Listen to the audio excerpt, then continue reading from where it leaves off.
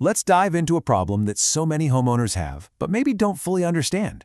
Moisture in the basement. You know, it's way more than just a little damp spot on the wall. It's actually the beginning of a hidden process that can really affect your house and even your health.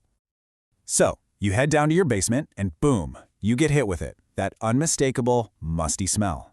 Ever really stop and wonder what that is? Well, that smell is a huge clue. It's the first sign that there's an invisible battle with moisture happening right under your nose, and it's a signal you definitely don't want to ignore. To get to the bottom of that smell, we actually have to start outside the house, deep in the soil that's packed around your foundation. Believe it or not, this is where the entire problem gets its start, and it's all thanks to a powerful, invisible force. You see, when the soil gets saturated with groundwater, it creates this incredible, constant force called hydrostatic pressure. Just imagine the sheer weight of all that water pushing and pushing 24/7 against your basement walls and floor, always looking for a way in. And it's really good at finding a way in, usually through something called water vapor diffusion. Now, I know concrete feels totally solid, right? But on a microscopic level, it's actually full of tiny pores, kind of like a giant hard sponge. That pressure from the outside literally shoves invisible water vapor right through the concrete, moving from the wet soil into the drier air of your basement.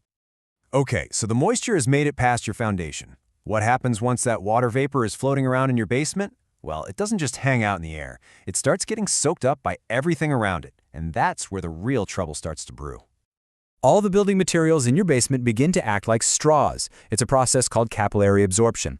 They literally wick moisture out of the damp air and concrete, pulling it deeper into your home's structure and into pretty much everything you've got stored down there. And just think about all the things that can become fuel for this problem. We're talking about the wood framing of your house, the drywall, your insulation, even those cardboard boxes full of old photos and the furniture you have stored away. They are all actively soaking up this moisture, creating a permanently damp situation. So now you've got persistent dampness mixed with organic materials like wood and paper? Well, congratulations, you've accidentally created the perfect little resort for a whole ecosystem of unwelcome guests to check in and start thriving. This really says it all. You know, there are billions of mold spores and bacteria in the air all the time, but they're just dormant, basically asleep, waiting. Well, high moisture and humidity are the alarm clock that wakes them right up and tells them it's time to start eating and multiplying. And once they're awake, you get this chain reaction. First, your belongings and building materials absorb the moisture. That gives the mold spores the green light to germinate and start spreading. Then, bacteria move in and colonize the damp spots. And finally, this new buffet of decaying organic matter sends out an open invitation that attracts insects. Exactly.